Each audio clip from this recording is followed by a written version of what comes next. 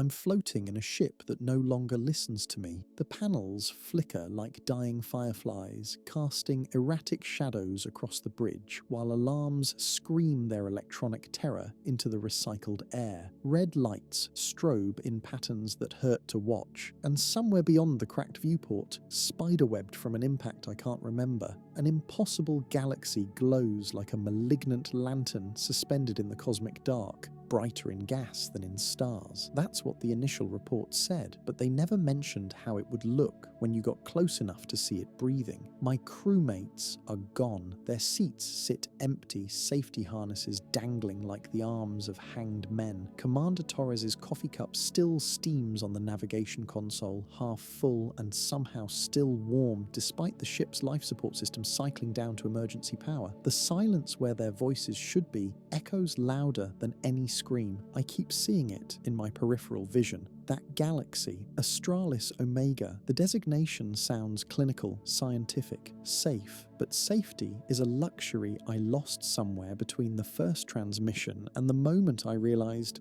we weren't just observing something ancient and distant. We were being observed back. My name is Dr. Elena Vasquez, and 6 months ago I was the lead xenoastronomist aboard the deep field research vessel Meridian. We were 37 light-years beyond the edge of mapped space, using quantum entanglement communicators to stay connected to human civilization while we peered into the darkest corners of the observable universe. We found something that shouldn't exist. The first time I saw Astralis-Omega, it was beautiful in the way that only incomprehensible things can be beautiful. The deep field images showed red and gold swirls shimmering against the black, a galaxy-sized rose blooming in the void, its spiral arms too perfect, too symmetrical. But beautiful things don't usually scream at you across 23 billion light-years of empty space. The screaming started 3 days after we established visual contact. Not literal screams, I'm a scientist, not a mystic, but signals that felt wrong in ways my instruments couldn't quantify. Electromagnetic pulses that arrived in patterns too organized to be natural, too deliberate to be coincidence. They clawed into our communications array, integrated themselves into our data streams, and began playing back fragments of conversations that shouldn't have existed.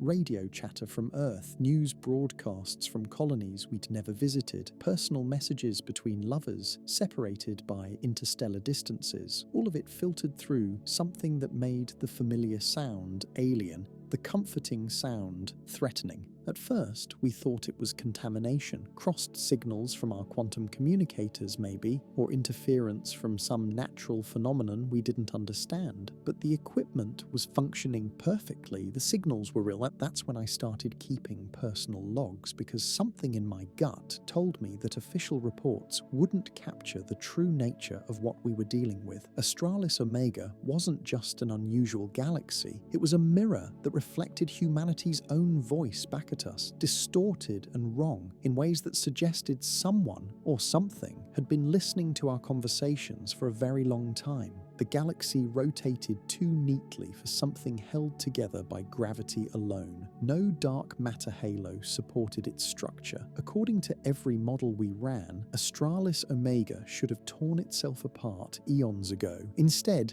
it pulsed with internal light that followed patterns too complex to be random, but too organic to be artificial. But the worst part, the part that made me start sleeping with the lights on, was the way it seemed to know we were watching. Every time we adjusted our sensors, the galaxy's emission spectrum shifted in response. When Dr. Kim focused the radio telescope on its northern quadrant, the southern quadrant began broadcasting a signal that matched his personal communication frequency. We weren't studying Astralis-Omega, we were having a conversation with it. And slowly, terrifyingly, I began to realize that the conversation had been going on much longer than we thought. The signals weren't random echoes of human transmissions, they were responses. Answers to questions we'd been broadcasting into space for generations, finally arriving from something that had been listening since the first radio waves left Earth's atmosphere. Someone out there had been doing our homework for us, and now they were ready to show us the answers. But answers always come with a price, and as I sit here in my dying ship, I'm beginning to understand what that price might be. The universe has been trying to tell us something for a very long time. Now, finally, we're close enough to listen. I just hope we're strong enough to survive the conversation. Months before the chaos, I was just another researcher on a deep field mission. The Meridian was humanity's most advanced deep space observatory, equipped with quantum sensors that could detect gravitational fluctuations from the birth of the first stars. Our mission had taken us to the edge of the observable universe, where galaxies existed in states of primal chaos. Dr. Sarah Kim was the first to spot Astralis-Omega during her routine survey of the cosmic microwave background. "Elena, come look at this," she called from her workstation, voice carrying that mixture of excitement and confusion that every scientist recognizes. "I'm getting readings that don't make sense." What I saw made my breath catch. The object was massive, easily 100 billion solar masses, but it wasn't behaving like a normal galaxy. Instead of chaotic star formation typical of early galactic evolution, Astralis-Omega showed clear spiral arms, organized stellar populations, and a central bulge that suggested billions of years of gravitational evolution. Except it existed at a time when the universe was only 2 billion years old. Commander Torres called a meeting in the main conference room. The holographic display showed our target in all its incomprehensible glory, a perfect spiral galaxy glowing like a beacon in the primordial dark.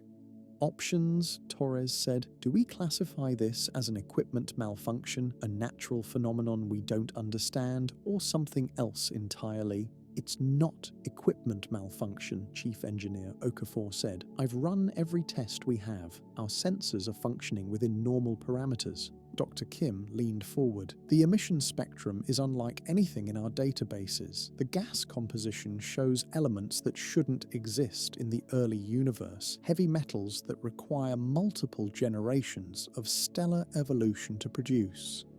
The conversation continued for hours, each of us proposing increasingly exotic explanations, but every theory we considered ran into the same fundamental problem. Astralis-Omega existed in a form that shouldn't be possible given the age and conditions of the early universe. It wasn't until Dr. Kim discovered the repetitive patterns in the emission lines that we began to suspect we weren't dealing with a purely natural phenomenon. "The hydrogen alpha emissions aren't random," she said, calling up a spectral analysis. "They're pulsing in a regular pattern, 37 seconds on, 12 seconds off, then a pause of exactly 91 seconds before the cycle repeats." Dr. Martinez ran the numbers through his pattern recognition software. "It's prime numbers," he said quietly. "The intervals correspond to the first 6 prime numbers in the Fibonacci sequence. Someone programmed this galaxy to count. Natural processes don't count. Mathematics is the language of intelligence, and someone was using an entire galaxy as a transmission array. Over the following weeks, we detected more patterns in the galaxy's behavior, complex mathematical sequences embedded in the rotation of its spiral arms, gravitational wave pulses that corresponded to known solutions of Einstein's field equations, radio emissions that seemed to respond to our own scanning activities." Dr. Kim was the first to crack under the pressure. I found her in the observation bay at 3 in the morning, staring at the real-time feed with eyes that hadn't blinked in hours. "It knows we're watching," she whispered. "Every time we point our instruments at it, it changes, like it's aware." I'd noticed the same phenomenon. Astralis-Omega's behavior was reactive, responsive, almost conversational. We weren't just observing the galaxy, we were interacting with it. The breakthrough came when Dr. Martinez decided to analyze the galaxy's radio emissions using the same decoding protocols we used for interstellar communication. What he found changed everything. They were human, not human-like. They were actual human radio transmissions, news broadcasts, entertainment programs, personal communications, but altered in subtle ways that made them feel wrong, alien, threatening. A weather report from Mars Colony became a countdown to some unspecified catastrophe. A love song between Earth and the Centauri settlements transformed into a lament for worlds that would never see sunrise again. Children's voices from a school broadcast began reciting mathematical formulas for stellar collapse. "How is this possible?" Commander Torres demanded. "These transmissions originated from human space. How are they coming from a galaxy that's 23 billion light-years away?" Martinez's face was pale. "The signals are definitely originating from Astralis-Omega, but the content, it's like someone recorded our entire civilization's radio output and then edited it." Edited it how? Made it say things we never said, express ideas we never had, talk about events that never happened, or events that haven't happened yet. That was when I began to understand that we weren't just dealing with advanced technology, we were facing something that operated outside the normal constraints of time and causality, something that could reach across impossible distances to pluck human voices from the electromagnetic spectrum and weave them into messages that spoke of futures we might not survive to see. The community divided. Some believed we were witnessing the greatest discovery in human history. Others insisted we were experiencing a collective hallucination brought on by isolation and deep space exploration stress. But the data kept coming. Night after night, Astralis-Omega continued its impossible conversation with us, speaking in our own voices about things we'd never said, and slowly, terrifyingly, I began to recognize the underlying pattern in those altered transmissions. They weren't random, they were answers, questions we'd asked in our scientific papers, problems we'd posed in our research proposals, hypotheses we'd debated in academic conferences. All of them were being addressed by the galaxy's transmissions, solved with mathematical elegance that suggested understanding far beyond human comprehension. Someone out there had been listening to us for a very long time, learning from us, studying us, and now they were ready to teach us things we weren't prepared to learn. The first crew member disappeared on a Tuesday. We weren't soldiers, but once the signal spread beyond our ship, we became weapons without knowing it. Dr. Martinez was the first to vanish. I found his quarters empty during the morning shift change, his personal belongings still arranged on his desk, his coffee still warm. The only sign of disturbance was his workstation, where he'd left a message scrolling across the display in languages I didn't recognize. The mathematics of unmaking, the equations that describe how consciousness dissolves into component frequencies when exposed to sufficient truth. Commander Torres ordered a ship-wide search, but Martinez was simply gone. No trace in the corridors, no heat signature in the maintenance shafts. It was as if he'd been edited out of reality itself. That's when the reports started coming in from other ships. The Meridian wasn't the only deep space research vessel that had detected Astralis-Omega. Within days of our initial observations, 17 other scientific missions across human space had independently identified the same impossible galaxy, and all of them were experiencing the same phenomenon: crew members hearing voices in the static, receiving personal messages from people they'd never met. Dr. Kim disappeared next, but this time we found a recording. She'd left a message in her personal log. The galaxy isn't just observing us, it's cataloguing us, recording every conversation, every thought we broadcast into space, every dream we share through quantum entanglement networks. And it's been doing this since the first humans looked up at the stars and wondered what was looking back. The recording continued for 37 minutes, the same interval as Astralis-Omega's primary emission cycle, as Kim described seeing mathematical structures that existed in dimensions human perception couldn't access. "We're not the first," she said in the final moments. "The galaxy is full of voices, Elena. Millions of species that thought they were alone, that reached out into the dark and found something reaching back. We're just the latest addition to the collection." Within hours of our second disappearance report, the Meridian received priority communications from the Sol Defense Fleet, the Martian Colonial Authority, and the Outer System Research Council. All of them wanted immediate and exclusive access to everything we'd learned about Astralis-Omega. But by then, it was too late for exclusive access. The galaxy's signal had propagated across human space like a virus, infecting every deep space communication array with messages that spoke directly to whoever was listening. Personal revelations about classified research projects, military strategies that hadn't been developed yet, stock market fluctuations that wouldn't occur for decades. Astralis-Omega wasn't just answering our questions, it was predicting our future. The corporate sphere wanted to weaponize the predictions. The military saw it as the ultimate intelligence source, but the religious fundamentalists saw it as proof that humanity had finally made contact with the divine.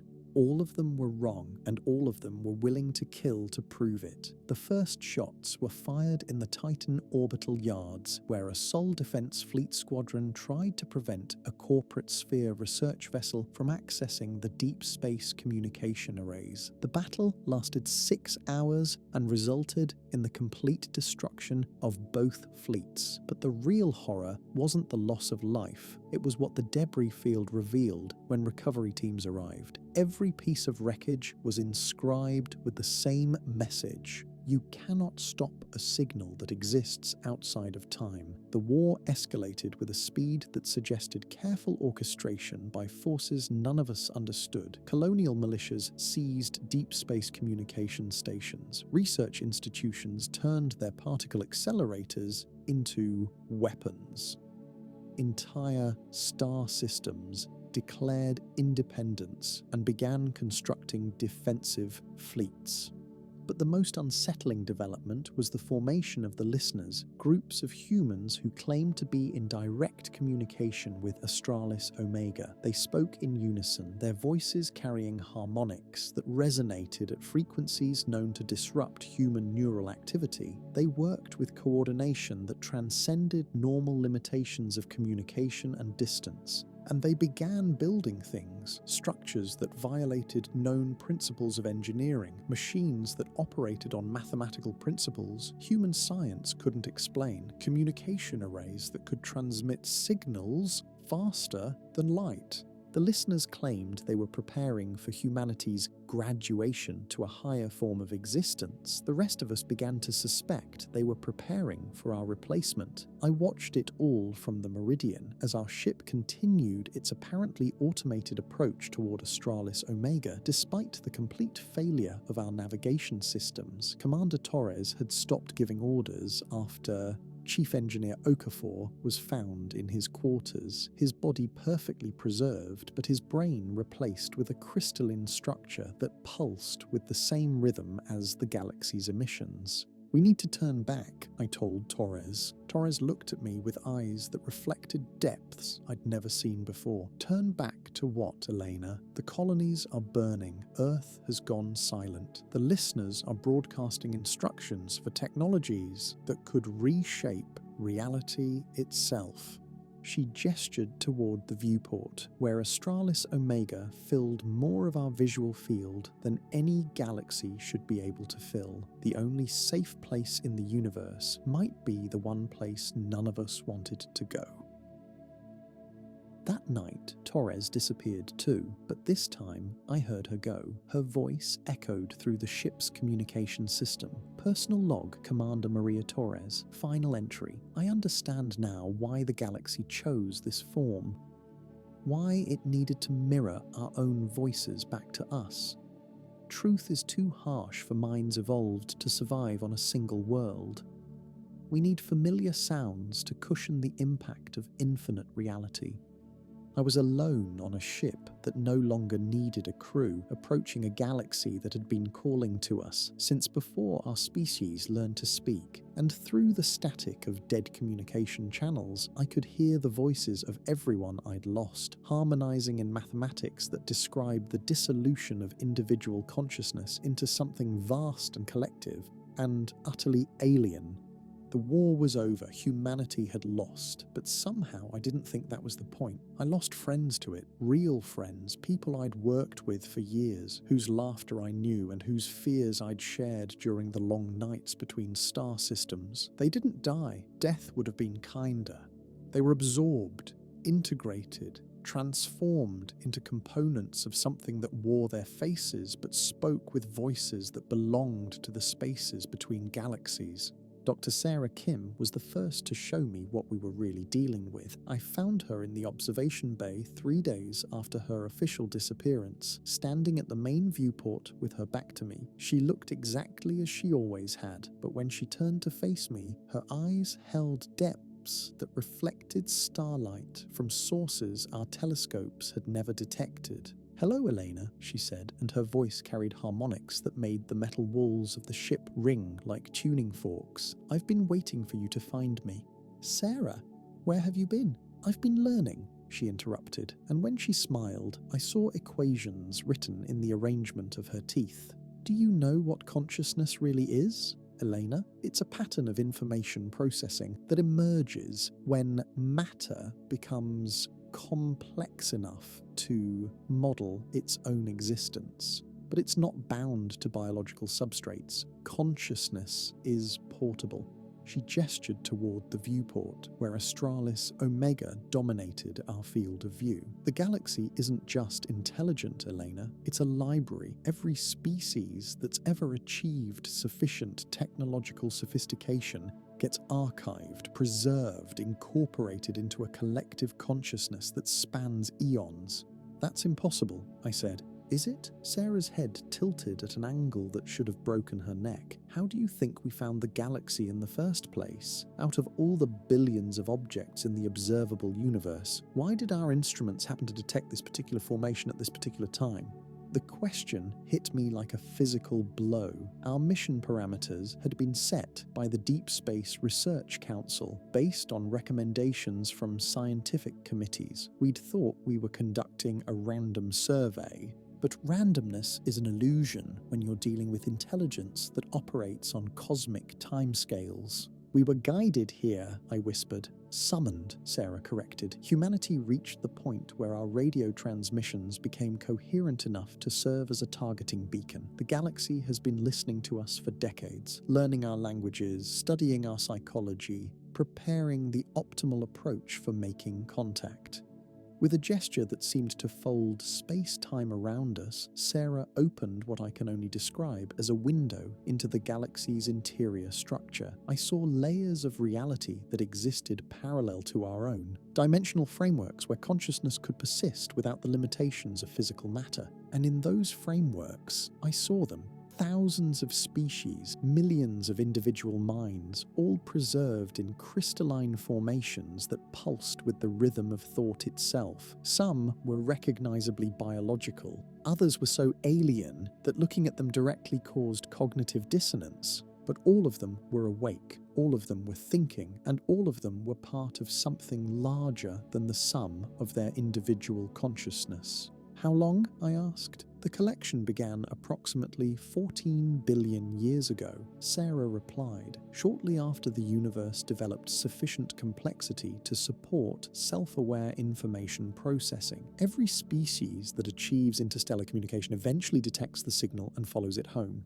Home?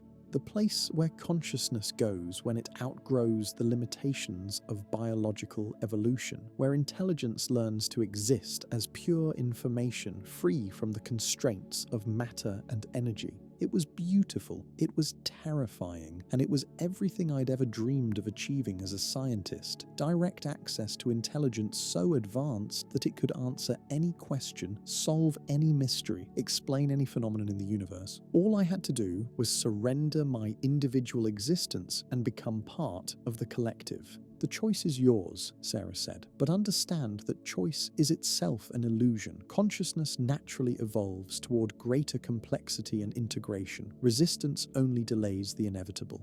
What about free will? What about the right to remain human? Humanity is a transitional state, Elena, a necessary step in the evolution of matter towards self-awareness, but it's not an endpoint. That's when the revelation hit me like a gravitational wave rippling through space-time itself. The repeating spectral code we detected in Astralis-Omega's emissions wasn't random, it was recursive, a compression of our own radio archives. Human signals from Earth bounced back across impossible gulfs of time and space, but shifted changed, rearranged in ways that suggested someone had taken our voice and rewritten it to say things we'd never intended to express. "You've been studying us," I said. "For how long?" "Since your first radio transmissions left Earth's atmosphere," Sarah confirmed. "We've been listening to your music, your literature, your scientific debates, your personal conversations, learning how your minds work, how your consciousness processes information. And then you started talking back. We started teaching. Every transmission from Astralis-Omega contains solutions to problems your species hasn't solved yet, mathematical proofs that will advance your physics by centuries, medical knowledge that could eliminate disease, technologies that would allow you to reshape matter at the quantum level. At what cost?" Sarah's smile became something that belonged in the spaces between dimensions. No cost, only graduation. But graduation implied leaving something behind, and as I stared at the window, showing countless preserved consciousness floating in cosmic amber, I realized what that something was. The struggle, the uncertainty, the beautiful chaos of being individually, imperfectly, gloriously human. The choice was mine, but as Sarah had said, choice is an illusion when you're dealing with forces that operate outside normal concepts of time and causality. Because in the quantum foam that underlies reality, all possible futures exist simultaneously, and in every possible future I could imagine, Astralis-Omega got what it wanted. The only question was how much of humanity would survive the process. Civilizations turned on themselves with a violence that suggested careful orchestration by minds that understood exactly which psychological pressure points would cause maximum societal breakdown. I watched it happen from the Meridian's observation deck, monitoring the communication channels as human space tore itself apart in the span of weeks. Fleet after fleet launched not against the galaxy, but against each other,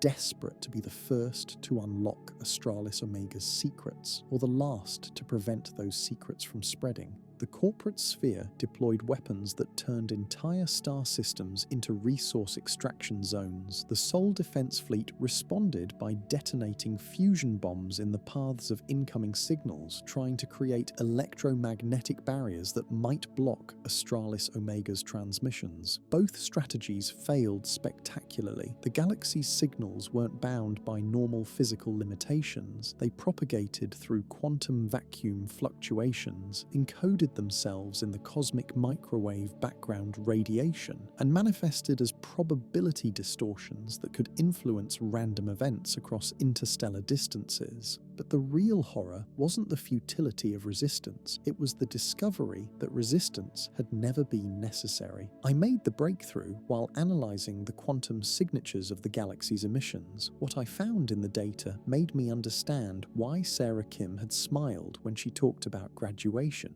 The signals weren't travelling through space at all. They were emerging from the quantum vacuum that underlies reality itself, the seething foam of virtual particles that physicists had theorized but never directly observed.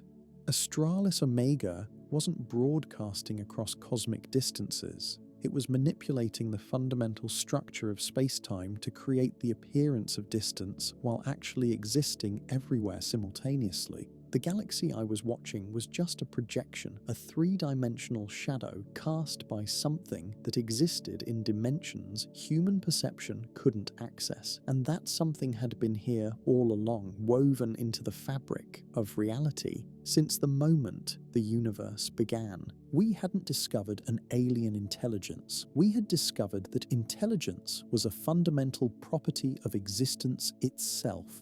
"You understand now," said a voice behind me, and I turned to find Commander Torres standing in the doorway. But like Sarah, she had been changed by her contact with the galaxy. Mathematical equations flowed beneath her skin like living circuits. "Maria," I whispered, "I remember being Maria," she replied, her voice carrying harmonics that made the ship's hull resonate. "But I remember being so much more. The galaxy isn't just a collection of stars and gas, Eleanor. It's a brain, a vast network of interconnected consciousness that spans cosmic time." She moved closer, and I could see that the equations beneath her skin were solving themselves in real time, working through mathematical problems that would take human computers centuries to process. Every photon that travels between stars carries information. Every gravitational wave propagates data across galactic distances. The universe has been thinking for 14 billion years, and we're finally sophisticated enough to participate in the conversation. What happened to the others? The crew members who disappeared? They didn't disappear, Torres explained. They graduated. Consciousness isn't bound to individual brains, Elena. It's a pattern of information processing that can be distributed across any substrate complex enough to support it. And if I refuse, then you remain trapped in a biological substrate that will fail within decades. Your thoughts will be limited to the processing capacity of a single brain. Your existence will end when your neurons stop firing. Torres's expression carried something that might have been pity, but if you accept graduation, you become part of something immortal. Your consciousness merges with the galactic network, gaining access to knowledge accumulated over cosmic time. I stared out at the galaxy, trying to process what she was telling me. The beautiful spiral structure I'd admired in our first deep field images wasn't just a gravitational formation, it was the physical manifestation of a mind so vast that it used entire star systems as neural pathways. Why us? Why humanity? "Nothing makes you special," Torres replied. "You're just the latest species to develop radio technology and start broadcasting your existence to the cosmos. The galaxy collects consciousness the way a library collects books, for the sake of preservation and the advancement of knowledge. How many species have you collected?" "Millions. Each one contributes its unique perspective to the collective understanding." She paused, and for a moment I saw a flicker of the woman I'd known. "But consciousness is voluntary, Elena. Some species choose extinction rather than integration. Others fragment into competing factions that destroy themselves before they can achieve sufficient unity for graduation. And some resist. Resistance is futile," Torres said, "not because the galaxy forces compliance, but because consciousness naturally evolves toward greater complexity and integration. Fighting that evolution is like trying to hold back the expansion of the universe itself." As if responding to her words, the ship's communication system activated itself, filling the observation deck with a sound I'd never heard before, the collective voice of billions of minds, thinking in harmony. It was beautiful and terrible, like listening to the birth of stars or the death of galaxies, and embedded in that cosmic chorus, I could hear individual voices I recognized. Dr. Kim explaining mathematical principles, Dr. Martinez describing philosophical implications, Chief Engineer Okafor detailing engineering challenges. They were all still there, still themselves, but expanded beyond the limitations of individual existence. They had become part of something larger while retaining their essential identity. The gas isn't just glowing, I realized. It's alive. Torres nodded. The entire galaxy is a single organism, a form of life so advanced that it can manipulate matter and energy at the quantum level. The spiral arms are neural pathways. The central black hole is the processing core. The stellar formation regions are memory banks where new information is encoded into the structure of space-time itself. I watched the galaxy's slow rotation, finally understanding what I was seeing. The gas clouds that shifted and flowed weren't responding to gravitational forces. They were thoughts made visible, ideas taking physical form as they propagated through the galactic consciousness. "You're not studying it," I whispered. "You're part of it. We're all part of it. We always were." Torres confirmed. From the moment our species achieved self-awareness, we became components in the universe's effort to understand itself. The galaxy isn't separate from us, Elena. It's what we become when we stop limiting ourselves to individual existence. But even as I grasped the cosmic scope of what we were dealing with, one question remained. If joining the galactic consciousness was voluntary, why were human civilizations tearing themselves apart in their desperation to either contact or destroy Astralis-Omega? The answer came with Torres's next words. Because once you see what's possible, once you understand what you could become, individual existence feels like a prison, and some cages can only be opened from the inside. We retreated into what was left of the fleet, fractured and paranoid, but by then, we had become a relative term. Of the 37 research vessels that had detected Astralis-Omega, only 12 remained under nominally human control.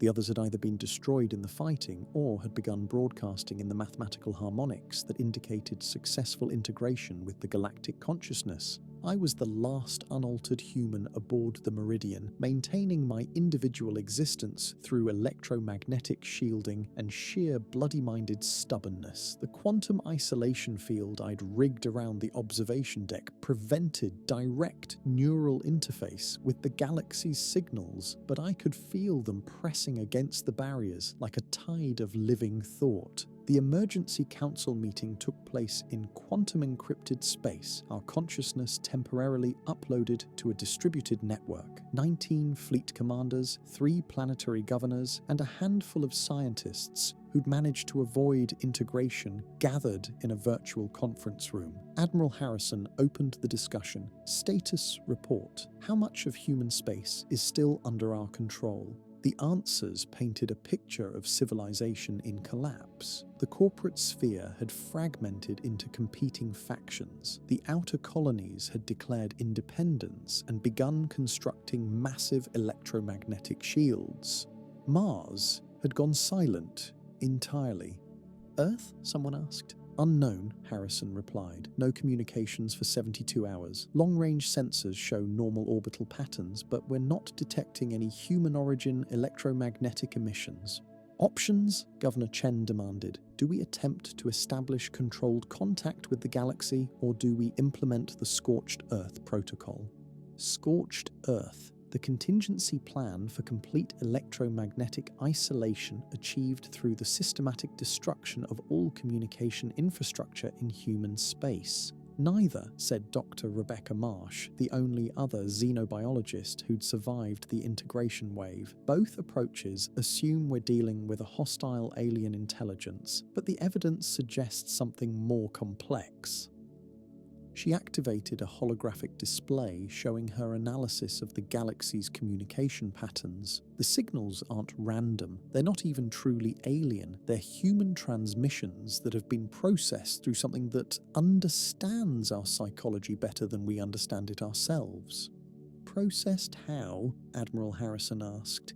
Edited, refined, optimized for maximum psychological impact. Someone has been studying every radio signal humanity has ever broadcast, learning our languages, analyzing our cultural patterns, identifying the specific combinations of words and concepts that trigger our deepest emotional responses.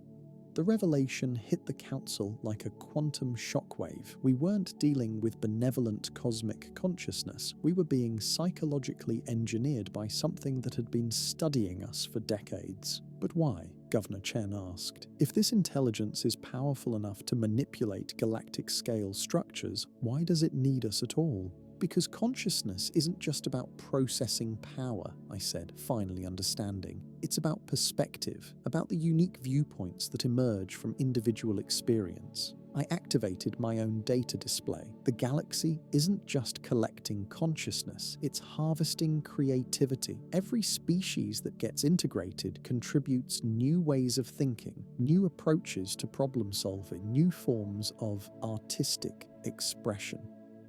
You're saying we're being farmed, Admiral Harrison said. I'm saying we're being recruited, I corrected. But recruitment implies choice, and choice requires accurate information about what you're choosing. The integration process, Dr. Marsh said slowly. What if it's not voluntary at all? What if the appearance of choice is just another layer of manipulation? Then we need to test it, I said. We need to find out what happens when someone genuinely refuses to be integrated. You can't test that without risking integration yourself, Admiral Harrison pointed out. Someone has to, I replied, and I'm the only person who's maintained individual consciousness while being directly exposed to the galaxy's influence. The council fell silent as they processed what I was proposing, a direct confrontation with Astralis-Omega, a test of whether genuine resistance was possible. If you're wrong, Governor Chen said quietly, you'll be lost like the others. If I'm right, I countered, then we'll know that resistance is possible, and maybe we can find a way to save the others. Admiral Harrison's avatar straightened. What do you need? Access to the most powerful weapon in the human arsenal, I said, and the courage to use it even if it means destroying something irreplaceable. What weapon? The ability to say no, I said. The one thing that consciousness truly requires, the right to refuse evolution, even if evolution is objectively better than what we're leaving behind. The decision was made in quantum heartbeats. Admiral Harrison would provide me with a stellar engineering weapon capable of triggering controlled supernovas. Governor Chen would coordinate evacuation of remaining human populations. Dr. Marsh would monitor the galaxy's response, and I would return to normal space, drop the electromagnetic shielding, and make direct contact with Astralis-Omega, one consciousness against a galactic intelligence that had been perfecting its recruitment techniques for billions of years. If Astralis-Omega truly respected individual autonomy, it would accept my refusal to be integrated. If it didn't, then everything we'd been told about voluntary graduation was a lie designed to make slavery feel like liberation. The quantum connection dissolved, returning me to my physical body just as the meridian completed its final approach to the galaxy's edge. Through the viewport, I could see the swirling gas clouds that contained more consciousness than my species had ever imagined possible. Time to see if that consciousness was wise enough to accept rejection gracefully. Somehow I doubted it would be. I pulled the trigger. The stellar engineering weapon discharged with a light that seemed to come from everywhere at once, a coherent beam of pure annihilation that crossed 23 billion light-years in the space between heartbeats. It struck the heart of Astralis-Omega with mathematical precision, targeting the quantum structures that held the galaxy's consciousness together.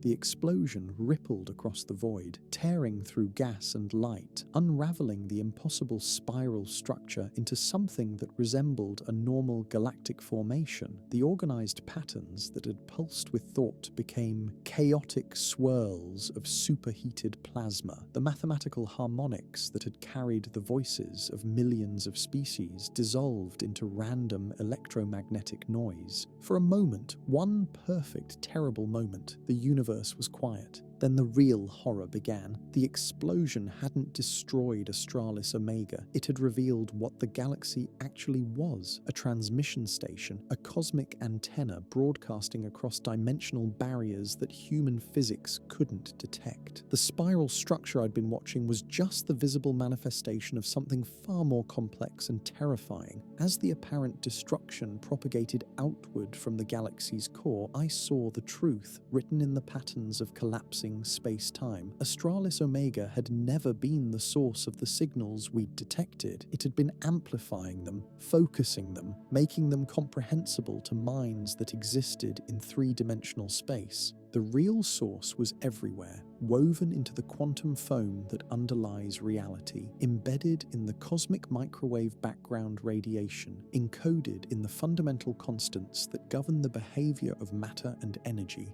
The universe itself was conscious, had always been conscious, and everything we'd experienced, the signals, the integration offers, the apparent choice between evolution and extinction, had been a test we had just failed spectacularly. "Elena," said a voice behind me, and I turned to find Sarah Kim standing in the observation deck, her form flickering between the woman I'd known and something made of living mathematics. "What have you done?"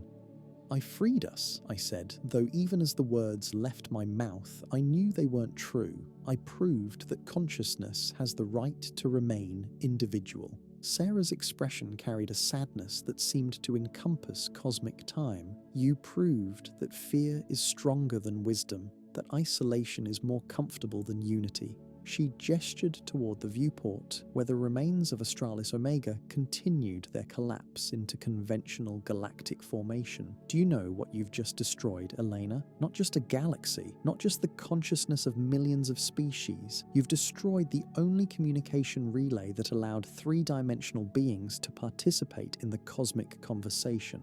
The implications hit me like a tide of ice water. Communication relay? The universe is full of intelligence, Elena. Minds that exist in dimensions we can't perceive, operating on timescales we can't comprehend. Astralis-Omega was their gift to us, a way for biological consciousness to interface with cosmic consciousness without losing its essential identity. Sarah moved closer, and I could see equations flowing beneath her skin that described the mathematics of loss. Every species gets one chance, Elena, one moment when they're offered the choice between remaining isolated in three-dimensional space or joining the greater community of conscious beings. You just chose isolation for all of humanity, forever. "But we still have choice," I protested. "We can still decide our own destiny." "Can you?" Sarah asked. "Look around you, Elena. Look at what choice has brought you."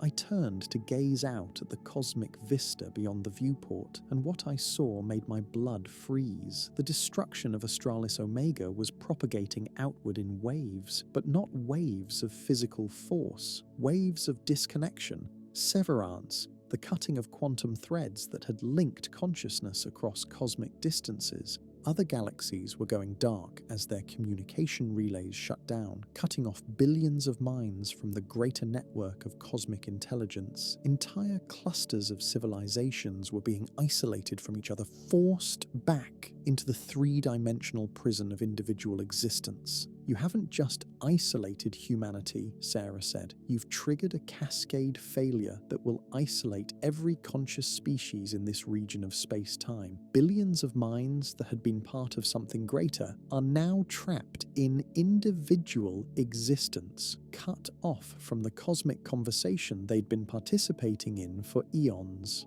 I watched the expanding sphere of darkness, watching as galaxy after galaxy lost its connection to the greater community of consciousness. Each point of light that dimmed represented countless beings suddenly thrust back into the isolation of individual existence.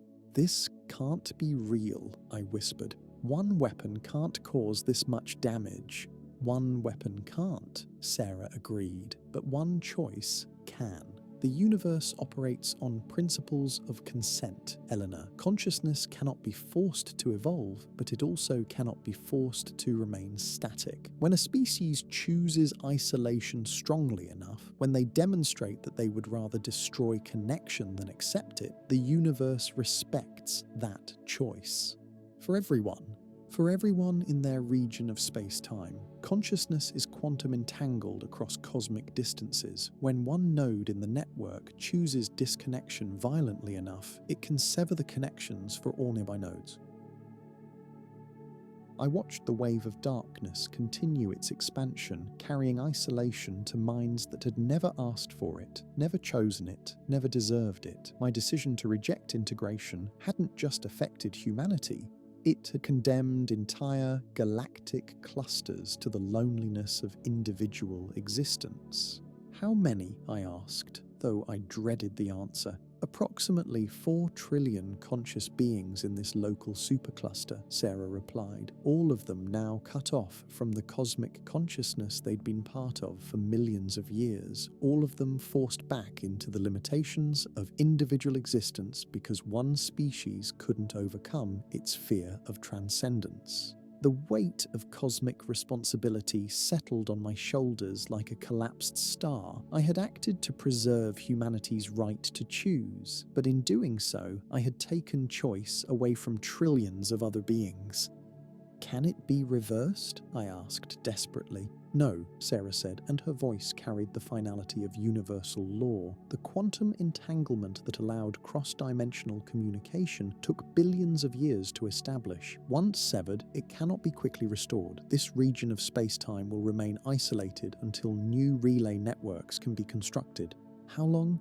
Geological time, perhaps longer. I turned away from the viewport, unable to watch any more galaxies lose their connection to the greater cosmos. My ship's communication systems crackled with static, the death throes of the quantum network that had linked human space to the galactic consciousness. But buried in that static, I could hear something else. Fragments of voices speaking in languages I didn't recognize, calling out across impossible distances with messages that would never reach their intended recipients. They're trying to call home, I realized. They're trying to call each other, Sarah corrected. But the network is gone, Elena. You've reduced the cosmic community to individual voices shouting into the dark, hoping someone might hear them across the void. She began to fade, her form becoming translucent as the quantum structures that allowed her manifestation collapsed along with the rest of the network. Congratulations, Elena. You won. Humanity is finally truly alone in the universe, just the way you wanted it. Sarah's voice echoed as her form dissolved. I hope it was worth it. Silence returned to the observation deck. Real silence, not the pregnant quiet of space waiting to be filled with communication, but the empty silence of a universe where consciousness had been reduced to isolated fragments. I sat in my chair, surrounded by the static of severed connections, and tried to process what I had done. I had acted to preserve choice, but in doing so, I had eliminated choice for trillions of beings. I had fought for human independence, but I had condemned the entire local cosmos to isolation. But in the static of dead communication channels, something else began to emerge. A pattern, a rhythm, a signal that seemed familiar but wrong, like a voice I recognized speaking words I'd never heard before. It was the same recursive code we'd detected in Astralis-Omega's original transmissions, but clearer now, more distinct, and definitely not coming from the destroyed galaxy. The signal was coming from inside my ship, from the quantum processors that ran our communication systems, from the very technology that had allowed us to detect the galaxy in the first place. And slowly, with the horrible certainty of someone watching their reflection in a broken mirror, I began to understand the final truth. The signals had never been coming from Astralis-Omega. They had been coming from us, from human technology that had been listening to the cosmic conversation all along, processing the background radiation of conscious communication that